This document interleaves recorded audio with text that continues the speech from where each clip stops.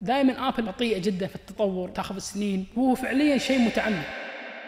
دائما ابل ما توصف انها شركه ذكاء اصطناعي، دائما يقولون ان هي مثلا شركه بطيئه جدا في التطور، تاخذ سنين، هو فعليا شيء متعمد. انا اقول لك شلون. طبعا انت تو قلت لي عن الذكاء الاصطناعي وفوائده. ابل دائما لما تدخل قطاع دائما تدخلها متاخره عمدا. شلون؟ ابل سنه 2007 طلعت لها براءه الاختراع مالت نظاره ابل اللي طلعت ب 2024. شوف كم سنه الفرق. طبعا على اساس انت تسوي نظاره اللي هي الحين سووها، انت ما تقدر تسويها ب 2007. ليش؟ لان انت اساسا التليفون بس او الايفون الاول اللي نزل كان سميك جدا، المعالج كبير، البطاريه كانت صغيره جدا، فانت على اساس تسوي النظاره يمكن تحتاج خوذه اكبر من خوذه السيكل، على اساس انت بس تحط التقنيات هذه بمكان واحد، فكان صعب. فكانوا اللي ابل يسوون براءة الاختراع، يقولون اوكي انا هذا المنتج راح يصير 1 2 3، هذا طريقه العمل مالته، بس ما راح نقدر نبدا الحين، حط على الكتر، احنا نشتغل لين تتقدم التكنولوجيا لين نقدر نسويه. لما نزلوا ابل النظاره ب 2024 طبعا